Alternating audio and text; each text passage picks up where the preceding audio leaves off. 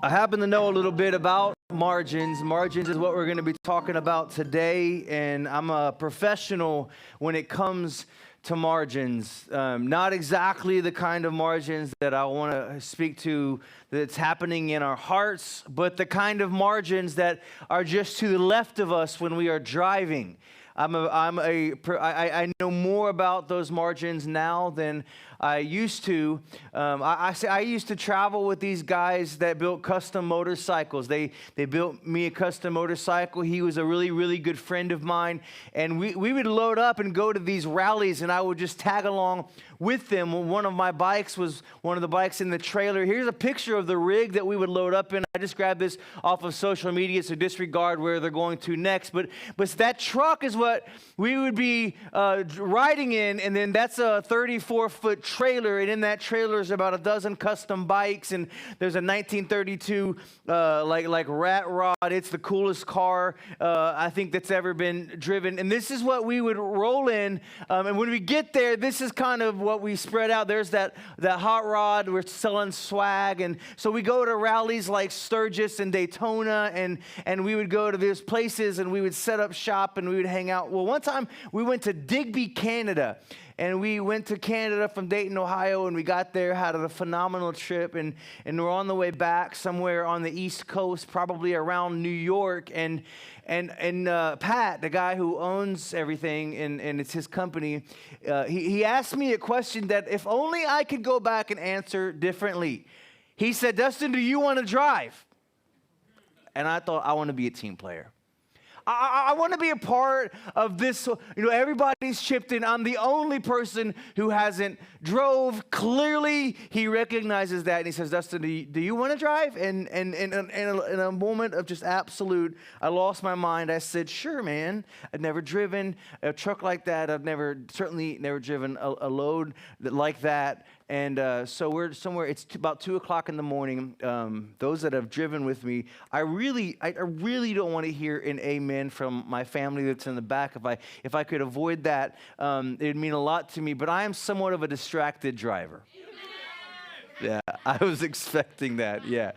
And unfortunately, all my kids are over 18. I can't ground anybody. That's disappointing right now. But I'm somewhat of a distracted driver. So about 2 o'clock in the morning, I reached over to change the radio, trying to stay awake. And, I drifted over just a little bit, but there was no margin here. So it was the white line and then the guardrail. And I drifted over just a little bit. And here's the thing. I didn't know this. And those of you that have driven big trailers, you knew this. This is common knowledge, apparently.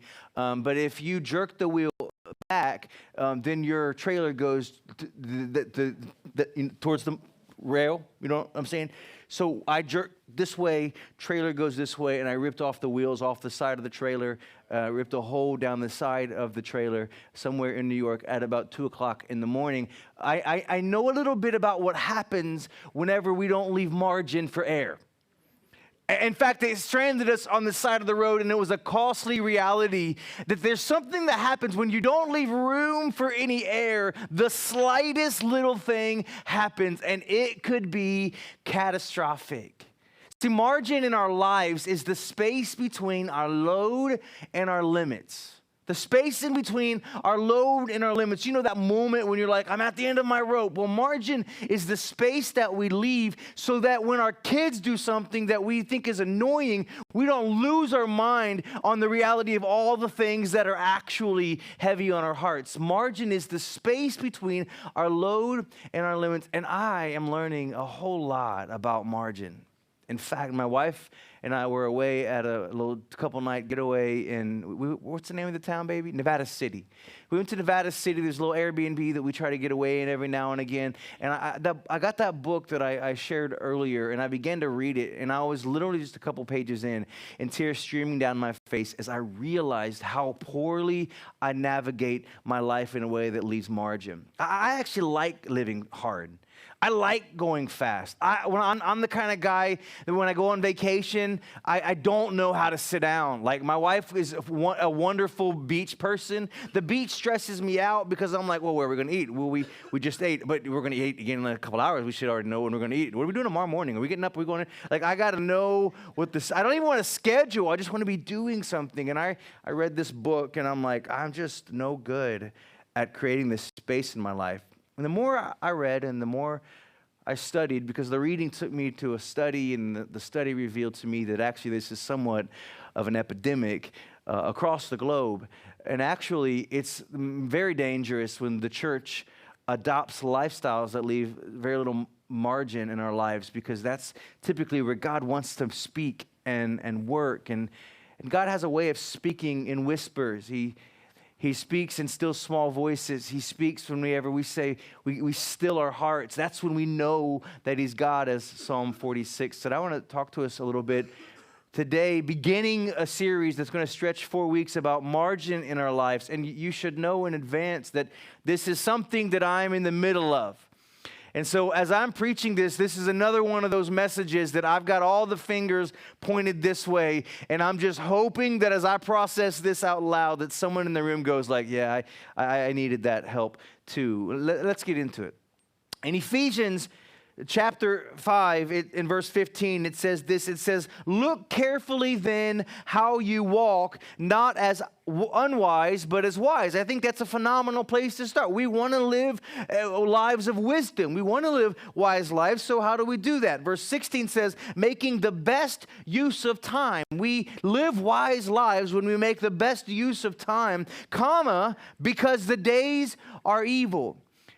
I wondered as I read this, and I kind of mused the idea that, yes, there are things that are constantly drawing us away from the things of God. There are the lust of the eyes and desire, sexual desires that are apart from God's best for our life, and things that, the materialism that is all around us and all. So there are these things that are evil, but I wonder if the writer, in Paul, what Paul is saying is not those specific things that are evil, but the reality of it is life in general is drawing us away from the things of God. I don't know about your life, but I don't wake up and all of the natural metrics in my life point me towards intimacy with God.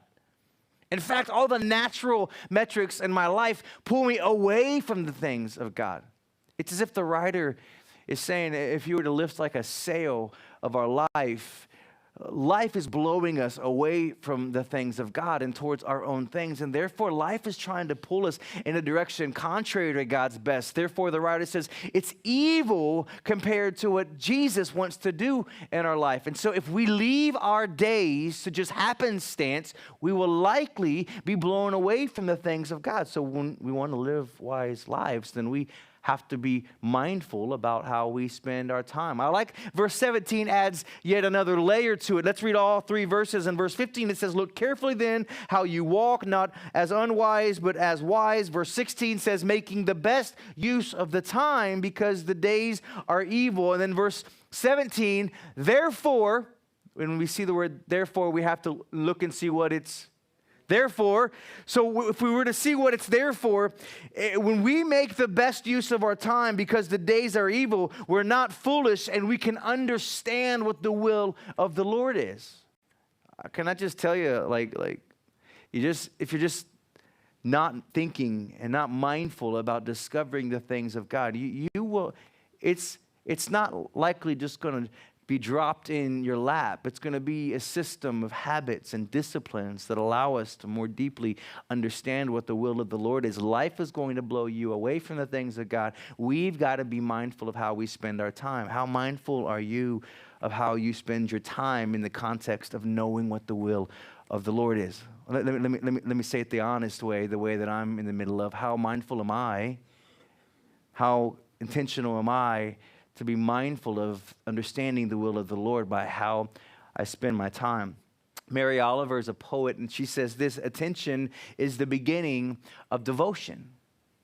Attention is the beginning of devotion, and this kind of makes sense. So it makes sense definitely in the context of me and my beautiful wife. We celebrate 22 years next week, and we celebrate 22 years of doing life together, being married together. And 23 years ago now, just over 23 years ago, I met my wife, my beautiful wife, Jessica, at Cedarville University. And when I met her, there were other women in the room. There were other ladies in the room, but it was this one that caught my attention.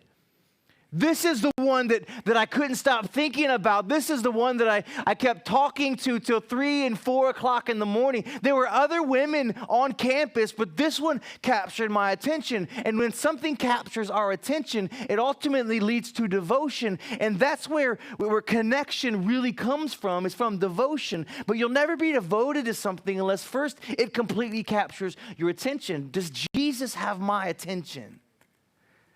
Does Jesus have my attention? Because if he doesn't have my attention, he'll never have my devotion. According to the author of that book, John Mark Comer, the average iPhone user touches their phone. Just take a guess. How many times do you think you touch your phone a day? Just once? Well, here, dude, you finish this message, my dude, if you don't mind. Okay, because you never put it down. Okay, right on. 2,617 times a day. 2,617 times a day, the average iPhone user touches their phone. There wasn't an Android report. I don't think they know how to use phones. That's why. But the reason this is relevant to Christians, so as iPhone users and Christians, by the way, can I just say that Android users, do you realize just how much you're messing up our text threads? Can we just get that out there? Man! Okay, sorry, Lord, I repent from that. That was, I ask you standing over there, let me say only things that glorify you. I missed that one, I get it, but it's been said, so use it. Okay, here we go. Keeping on, let's contrast that. Let's contrast 2,617 times a day touching our phone with what David said in Psalm 16, verse 8, I have set the Lord always before me. See, David said, I have set the Lord always before me. Let's just use a benchmark and say, is the Lord set before us as often as our phone is? And David knew the importance of setting the Lord always before him, right? Like he knew himself. He saw a woman that wasn't his wife, and he went and he had her come and be with him, got her pregnant, and then you know the story. And then he had her husband killed in the front lines of battle. A pattern of sin developed because he took his attention off of the Lord. And when you take the attention off of the Lord, likely your devotion is going to also be gone. And when your devotion is gone, you find yourself in a pattern of poor choices. So David's like, I know me. I need to set the Lord always before me. I wonder if we could at least try to set the Lord, the King of Kings, the Creator, the Savior of our lives, the one who has set our life in motion, knows the very hairs on our head. He says that every single day you have is numbered. He says, I have plans for you, plan to prosper you, and I want to set him before me more than I set my phone before me. But I don't know how. I want to, and I'm trying to, but I don't know how. So I'm in this place that says, God, there's a problem. Help me in this problem. What's the first temptation? If you were to kind of boil it down, and I've so enjoyed our small group that you're leading that I'm a part of, Ed, and it's kind of the gospel through the story of creation, and the very first temptation that Satan ever brought to Eve, if you were to boil it down, is actually just a distraction away from God's design. Like the creation, everything was set in order, everything was awesome, like they had communion with God, they had connection with God. Here's the cool thing, before sin, just breathing was worship, because that's what you were designed to do. So before sin, before the fall, just taking care of plants was actually worship, because it glorified God's creation and it brought honor and glory to his name. And Satan enters the scene and just says, well, what about that thing? What about that one thing that is standing opposite of God's best for your life? And he brought a distraction into their worship. I got to thinking this week, like maybe I'm the only one, but you're reading like the Bible app on your phone, and then the text comes through, and then you click that, because you need to get back to that, and that reminds you of the text that you didn't send, or maybe you're just in prayer, and you're in prayer, and you're just connected with God, and then your phone buzzes, And then it starts like don't look, just don't look, Dustin, do not. And then like it starts sweating because you need to check your phone because God forbid you don't know who that was. You're just that important. And I'm giving you a glimpse into my head. And we had the hardest time staying connected to being there in communion with God because we are constantly being pulled away from the things of God. And the great fall started with basically a notification that just drew us away from connection with God. We have got to figure out how to really have a deep connection and devotion to God. And I want to see if we can learn that together over the next 4 weeks. You're probably going to think that this is an overstatement. Let me see if I can make sense of it. Hurry is more than just a catalyst for stress and anxiety. It is a mortal enemy with violent tendencies that seek to destroy all that matters most to us. Even when I wrote this, I was like, man, that's pretty extra, Dustin. Do you really believe that? And so I let this kind of shoot on this. Hurry, which is busyness and hectic schedules and distractions, it's more than just a catalyst for stress and anxiety. It's a mortal enemy with violent tendencies that seek to destroy all that matters most to us. See, one of the things that John says in his book that I've kind of been chewing on is that hurry and love are incompatible.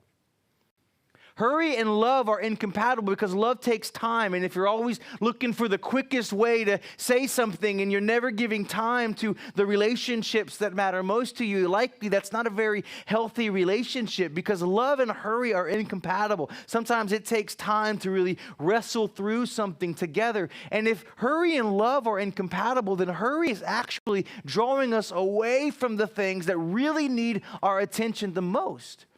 And so hurry has a tendency to reprioritize our life on the fly constantly. And before you know it, the things that matter most to you, we don't even have time for because we've been given way to what hurry and busyness and the tyranny of the urgent has brought to our lives. And as a result, our schedules, when led with hurry and hecticness, then we find that the things that matter most to us, they end up paying the price. And as a result, hurry is a violent enemy to typically the things that matter most to us. I think it's going to be in week 4 of the series. I'm going to try to talk through. So don't lose heart today, because if you are losing heart today and you're like, well, man, this is a Debbie Downer kind of a message. Well, before you lose heart, know that I've lost heart and I've actually am losing heart. But God's word gives us a better way. This isn't the final word, but when we don't let kind of deal with the reality of where our lives find ourselves, then it is a Debbie Downer kind of message. Oh, but there's a better way. And I think in week 4, I'm going to try to dig through the difference between the things that we can't change in our schedule, that just they belong there. We can't do without them. They even take up a lot of time. And then the other things that we add to our life and our schedules, and it's in those kinds of things that we have the margin that we can learn to make better decisions. There's a Korean-born German philosopher by the name of Byung-Chul Han, and he describes Americans like this: they are too alive to die and too dead to live. Too alive to die and too dead to live, meaning we got too much going on here to worry about in eternity. But we have so much going on here that we're suffocated and exhausted, and we really miss how rich and vibrant life is supposed to be. The enemy wants to steal, kill, and to destroy. In fact, we already read it. Ephesians says the regular flow of life is robbing us of God's best. It's an enemy. It's evil to the things of God. The enemy wants to blow our lives towards being so busy that he robs us of what God's best is. But that verse contrasts with Jesus saying, but I have come that they might have life to the fullest. When I read verses like that, I mean, I don't know about you. I'm not trying to project onto you, but when I read verses like that, it's revealing to me. Is this life to the fullest? And begins to offer a prayer. God, I want to live life to the fullest. Americans are so consumed that they're too alive to die and too dead to really live. Let's contrast that with Paul in Philippians chapter 1, verse 21. For to me, Paul says, living means living for Christ, and dying is even better. That there's a perspective because of my attention I give to Jesus, my intentional. See, devotion, I haven't really processed this. I'm processing out loud. It gets a little dangerous when I begin to do that. But devotion is a product of attention. We said that attention is the beginning of devotion, but I would suggest that devotion is actually a product of attention given over and over and over again. Attention is the decision. Attention is what we make the conscious decision before there's devotion. This is something I want to be devoted to, but I'll never develop devotion unless I first choose attention. And we might need to make some choices to give attention to the things of God. And then as a result, we develop devotion. Paul understood that God's economics is so much different than ours. And so he knew, though I'm living here, being face to face with Jesus is better. But while I'm here, I'm going to go ahead and live as if Jesus is the most important thing. He understood that God's economics are just so different, that the weak are strong, that the humble are exalted, that the poor are rich, that the last are first. He understood that if I let my life be blown by things all around me, I will miss the economics of God. And Jesus, he says it like this on the same theme. He says in Matthew chapter 6, verse 31, don't worry about these things, saying, what do we eat? What do we drink? What do we wear? These things dominate the thoughts of unbelievers. But your heavenly Father already knows all your needs. And I mean, so let's just look at that verse, and we'll read that red words together, the words that Jesus is saying here. But he says, what will we eat? What will we drink? What will we wear? These things dominate the thoughts of unbelievers. So Jesus is kind of affirming what Paul said in Ephesians. This is a natural way to think. You're not crazy. The fact that you struggle to make time for Jesus, Jesus is saying that's normal. You give way to life. That's what the unbelievers do. They are trying to check these things off their list. And so Jesus says, for those that don't know a better way, this is pretty normal. But Jesus says, oh, but you know a better way. And if we know a better way, then he says this. Do you mind if we read it all together? Seek the kingdom of God above all else and live righteously, and he will give you everything you need. I know, we know that verse. I know it in the King James. That's how I learned it. We know, seek ye first the kingdom of God and his righteousness, and all these things will be added unto you. But life makes that difficult, doesn't it? Like people congratulate you for the job promotion that they saw when you updated your LinkedIn. You know, people, they see that. And so they go, congratulations on the new job. How do you like the new job? Congratulations. But no one thinks to congratulate you for the work that Christ is doing in your heart, and you're treating your coworkers with more grace and empathy than you ever have. And no one thinks to congratulate you for the work that Jesus is doing for how you act as an employee, or what you bring to the organization in your very best, because that's what Jesus deserves. They just congratulate the things that they see. And so we have a tendency to work towards the things that we get congratulated for. Oh, but there's something way more important. People congratulate you for the new house. Saw the new house, that's congratulations, but what they don't realize is that's 5 years of God working on a spirit of contentment in your life so that you can finally save up the money to afford the down payment on the house that you wanted. They say congratulations for the new house, but no one realizes that was a long work of learning how to be content, and no one thinks about that, so it's easy just to want the new house. People congratulate you for the vacation you took with the family, but they don't know to congratulate you for the kindness that you speak with your kids finally. You haven't raised your voice at your kids or your spouse in 3 weeks, and for you, that's amazing. And no one thinks to congratulate that. Can I suggest something to you today that I believe deeply? What is invisible is usually what is most valuable. What is invisible is usually what is most valuable. But yet we make our schedules and we choose our priorities on what is right here. But there's something that is calling us, deep calling to deep, this this inner thing that maybe if you're like me when I was reading the book, it's like there's something stirring, and it's like, oh man, it almost feels idealistic. And I started reading the book, and I started studying, and I almost gave up on the idea because it sounds like idealism. But Jesus, he doesn't give these unattainable, idealistic next steps. And so there's got to be something to this. And for starters, I need to change what I value, because what is invisible is usually what is most valuable. But yet I make my decisions for the visible. Corrie ten Boom once said that if the devil can't make you sin, he'll make you busy. I thought that one was I almost didn't put that one in there because that hit so close to home, but I figured if I had to deal with it, you have to deal with it too. If the devil can't make you sin, you're just trying to live holy. You're trying, Jesus, I want to make you proud, and I'm trying to do all that you're asking me to do, and I'm a rule follower, and that's not me, by the way. I'm not a rule follower, but I want to get these things right, and then so if I can just make you proud and do everything you ask me to do, and the enemy's like, okay, they're living a life and they're trying not to sin as much, so let's just add so much to their plate they don't have time to think about the things of God.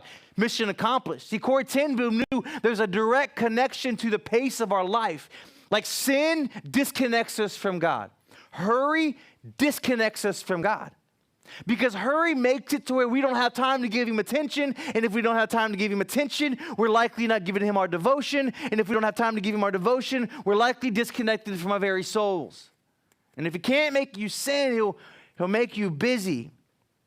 John, this was staggering to me. John Mark, the guy who wrote the book, he tells a story of him going to his therapist, and he's sharing with his therapist the ideas for kind of a rebranding for his church. They're retooling the mission and the vision of his church, and he's sharing all of these ideas with his therapist, and they're kind of going a more formational, missional approach to church, and he's so excited to reach the city of Portland where his church is, and he talks through their vision statements, their mission statements, what their elders are doing to really retool this and launch this. And the therapist is nodding as John Mark is telling the story, and John Mark feels this sense of affirmation, like, this is good stuff. My therapist is giving me a lot of affirmation. And then he finishes, and the therapist responds after his laying out the new mission and vision. Here's the therapist's response. Great stuff, John.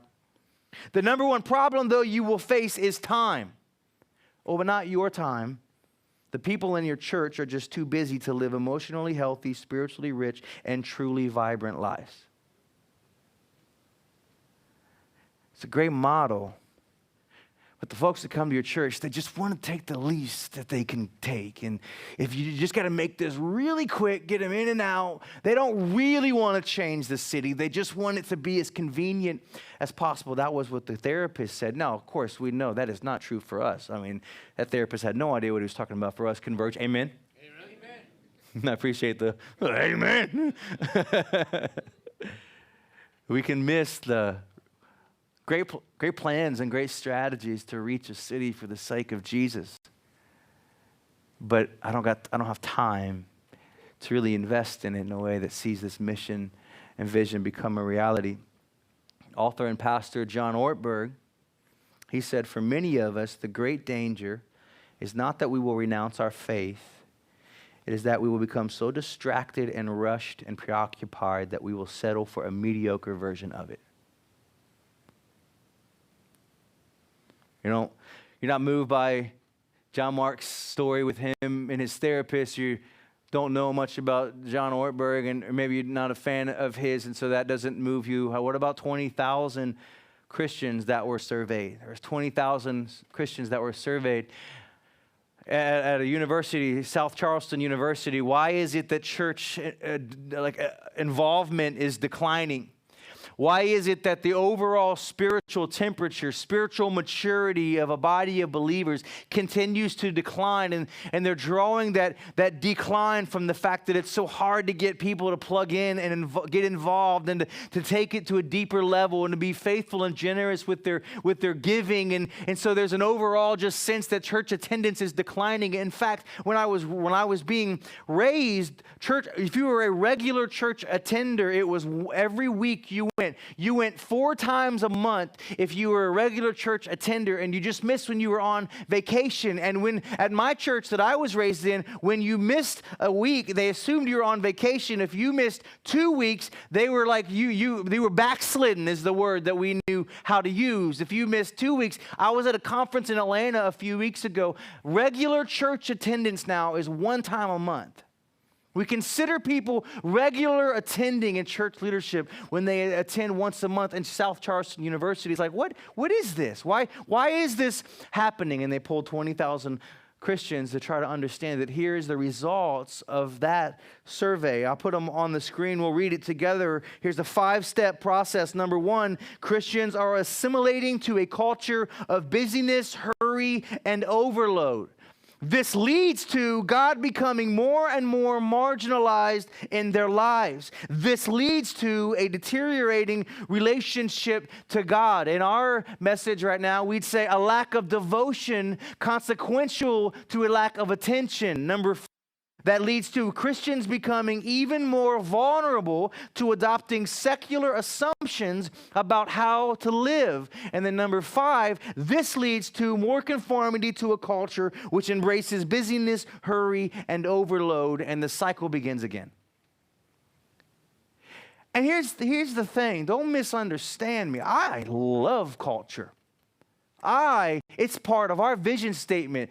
To know Christ, to build community, and to engage culture. I want to be engaged with culture. I can't get away from it. My son's a music major. My daughter's a fashion design major. I play in a band that's playing the biggest free show in Sac in a few weeks. And so I love being a part of music and art and culture. But here's the problem. I love culture, but culture doesn't love my relationship with Jesus. And I got to figure out how to draw some lines in my life so that I don't let the winds of my life that I love to be a part of. I got the greatest life ever.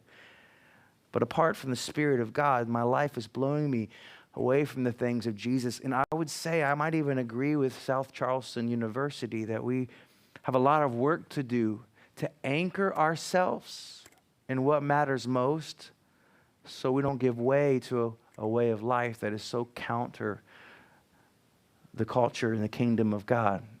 Amen? So, what does God's word say? And I know we've contrasted some principles to God's word, but what is it that God's word says? Let's read these really quickly. Psalm 23 is one of the most quoted passages in the Bible by Christians and those disconnected with God as well. Psalm 23, and I think one of the reasons it's so quoted and it's such a well-known verse of Scripture is that, tell me if this doesn't just embody what we're all really looking for, what we're all really hungry for. Those in and out of the church are looking for a safe place, a place to catch your breath, a place to settle into and to be safe. And Psalm 23, this is the design. This is what has been given to us. This is our goal. This is not idealism. This is the way of God. And Psalm 23 says, the Lord is my shepherd. And then it says, I have all that I need.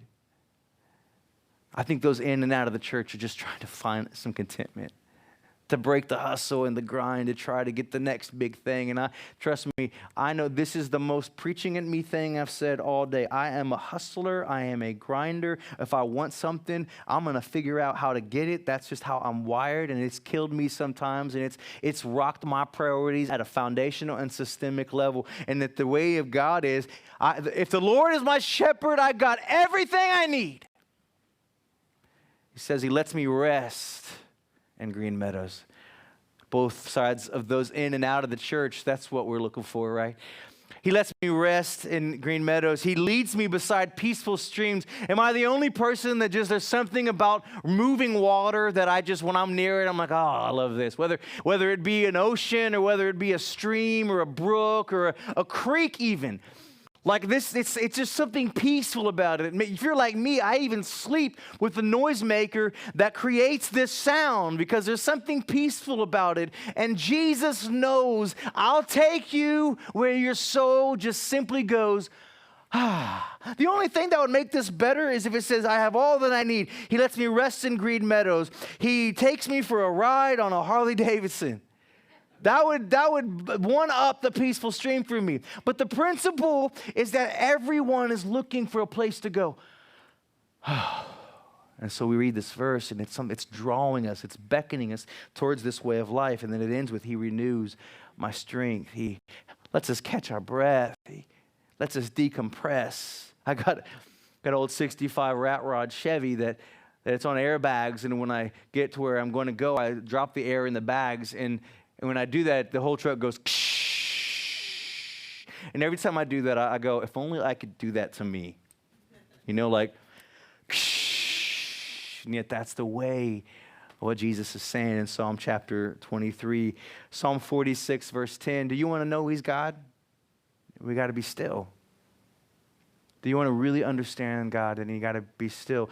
Exodus chapter 33, this is a profound verse of Scripture. In Exodus chapter 33, it says, this is Moses talking directly to God. Now, therefore, Moses says, if I have found favor in your sight, please show me your ways that I may know you in order to find more and more favor in your sight. I think I'm where you want me to be, God. I think I'm settled into being right where you want me to be, finding favor, but I want more favor. How do I know that I have more favor? And God responded, my presence will go with you and I will give you rest, period. Isn't that so contrary to the way we live? God, did you see me? Did you see all that I did? Did you see the ministry that I launched? Did you see all these things that I'm doing? And God is saying to Moses, I see you leading, but you want to know you have favor? It's when you can take a deep breath and you can rest. That'll be how you know you have favor. And I got to tell you, my life rarely looks like favor of God if that's the litmus test.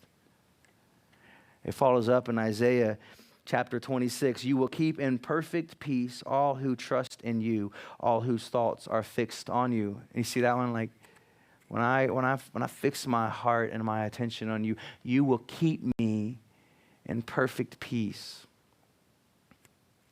And so those two things left me with a, kind of an if-then statement. And I landed here. Since what God said to Moses and what the prophet Isaiah said to the people of God about rest and peace, restlessness and anxiety should be urgent reminders that we need closer proximity to Jesus. Restlessness and anxiety should be like little alarms in our life. God, I know you, the Psalm 23 thing, and my life is not modeling that right now, so I know that I just need to be with my shepherd because I don't feel the way that you designed me to feel when I have connection with you. Moses says, I think I'm getting it right, but I really just want to know for sure, am I getting it right? And God says, do you have rest? And I got to tell you, I'm on sleeping pills trying to rest, so I'm here. I'm living here. I'm doing this work right now with you guys because I want to live God's best. I don't want to be blown away from the things of God. Remember, we know the story, Martha and Mary. One's just busy doing, and she's frustrated, like, why aren't you helping?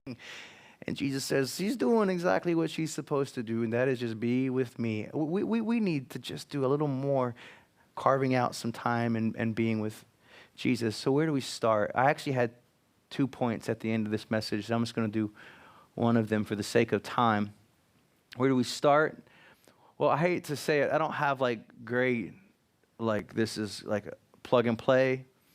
But what I wrote down, where do we start, is just to create the space. Remember like the attention that brings devotion. Attention is the choice, and then devotion is what follows. And so making some choices to create the space. There were 6 times, for the sake of time, I'm not going to go through them, but it was a phenomenal study, so I'm okay that I just did it for me, but there were 6 of many, many times that I wrote down where Jesus paused ministry to go get away by himself. I'll just rattle through them really quickly. To prepare for a major task in Luke chapter 4, after Jesus was baptized, he spent 40 days praying to prepare himself for what would happen when he was going to be tempted by Satan.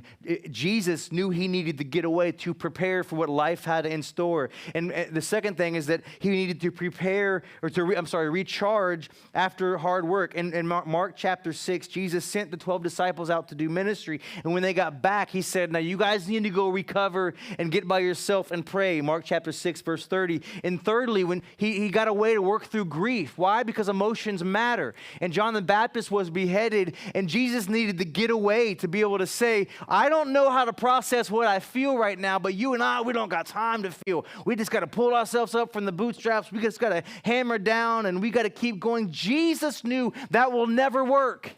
And so he made time. He created space. Fourthly, before making an important decision, in Luke chapter 6, before Jesus chose his 12 disciples, he got away, spent all night praying. Fifthly, in a time of distress, before he went to the cross, Jesus said, I need to leave my friends, my ministry, everything I need to do, and I need to get with God, and I need to tell God, I hate this idea. This is not what I want to do. Jesus made the point to go do that. And then I like this one. The sixth one is just to focus on prayer. I'll read you this one. Luke chapter 5, verse 15. The report of his power spread even faster.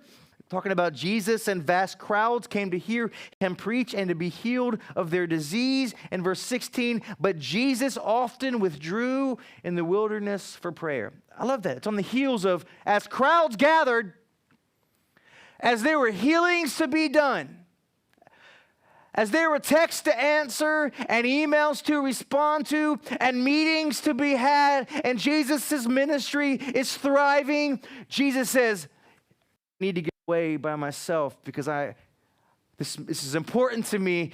And so I got to check where my attention lies, because that's going to make sure my devotion is where it needs to be. And if Jesus needed to do that,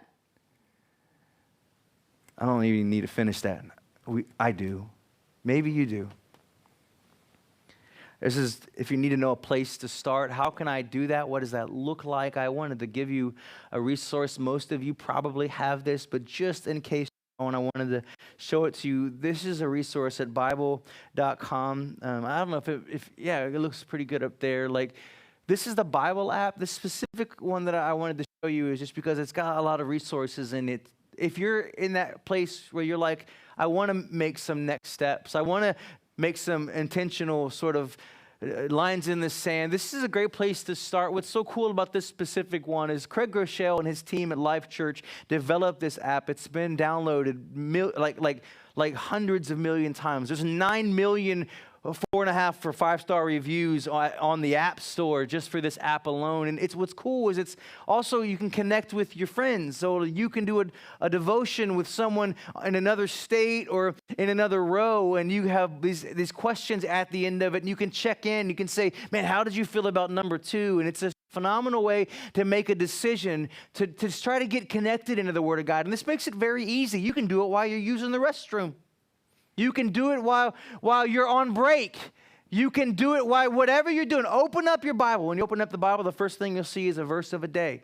So you read that one verse, and then there's like a 2-minute devotional video of a prominent Christian leader. This is a way to begin. You can scan that if you want to get it. And then there's another thing that I've... Did this go off?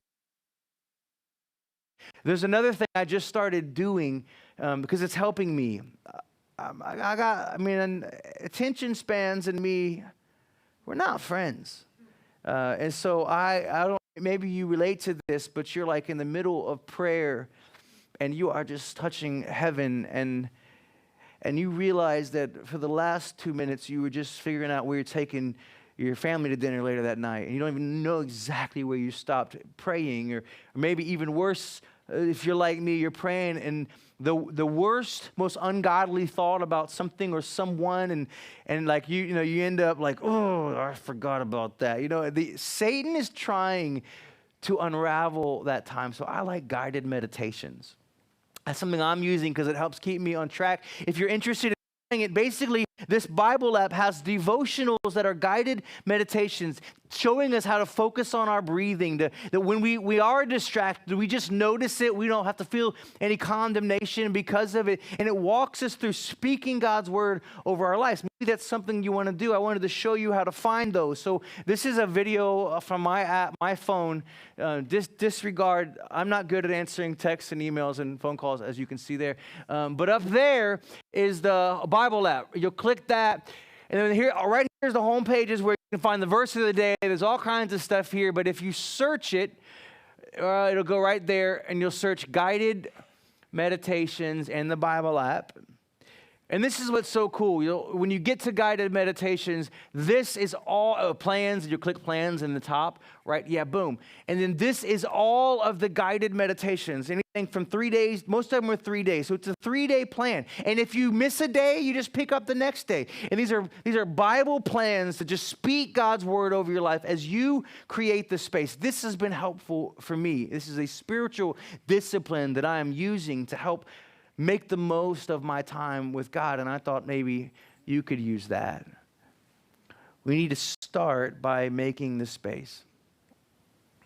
It's funny, I found myself, even as I was prepping this service, I found myself just filling it with all these really cool things that I thought could tell the story about margins, and God's Spirit said, hey, maybe you could create some space in the service. And I said, that's a dumb idea, God. I got stuff to do. But I actually decided to do that. And so if guided meditations is new for you, I wanted to bring one. It's literally, I did not search very deep and wide for this. I Googled guided meditations and downloaded this thing that we're going to do together from YouTube. It's simple. It's just someone who walks you through letting God's word just pour over your heart. When that video's done, the prayer team will be up front. In fact, the screens will dismiss you. This will be the last thing that I say, and no one else will say anything else from stage. At the end of this video, you'll just be dismissed, but you can take your time. I would love for this today to end with just some space. Do not feel in a hurry to leave. And then after the video, if you wanted to pray with someone, our prayer team will be right down front here. There'll also be people on your way out. This is really just a chance to catch our breath. In fact, give me an F pad, Gibby, from back there if you can. Let's just take about a minute before I throw the video. When I throw the video, you can kill the pad.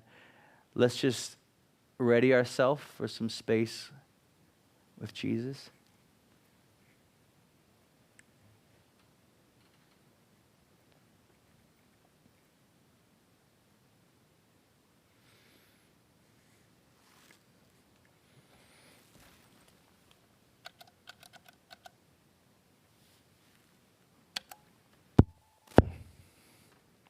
I'm playing it from his pedal now, Chris.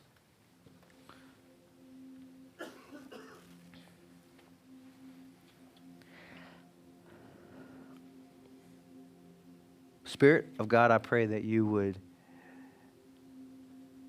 show us how to use the space that we are creating. I don't say this with a single air of condemnation in my heart. I say it with a lot of really relating to the idea that there have been weeks on end in my life where this was the only space that I made. I guess I came thinking this was going to be some kind of spiritual adrenaline shot to give me everything I would need to live a life fully devoted to Jesus Christ. And that's just, I think we all know that's never going to happen. And over these 4 weeks, as we learn the discipline of space, I pray that you would do more than just reveal to us the problem. May the problem sort of prompt a sense of urgency. But Romans 8 says there is therefore now no condemnation. And so, God, if we are living like this, as I am learning how to unlive like this, I just ask you that your Spirit would not meet us with an ounce of condemnation. And when even as I've been speaking and something said to them, man, this is you, I just reject that in the name of Jesus. Because what you're doing is beckoning us towards rest, and condemnation and guilt and shame. That is not towards rest. That is not quiet streams. That is not where my cup is renewed. And Psalm 23, my cup runneth over. So I just reject those things. And we create the space to lay down the condemnation, to lay down the reality of whatever our schedules are, and to receive rest and comfort, and God, maybe even a line in the sand for some priority shifts that we know we need to make. And we ask for your grace as we try to do that, because it's going to be try, fail, try, get it right for a bit, fail, try, fail, and thank you for your grace in the middle of that. Just speak to us.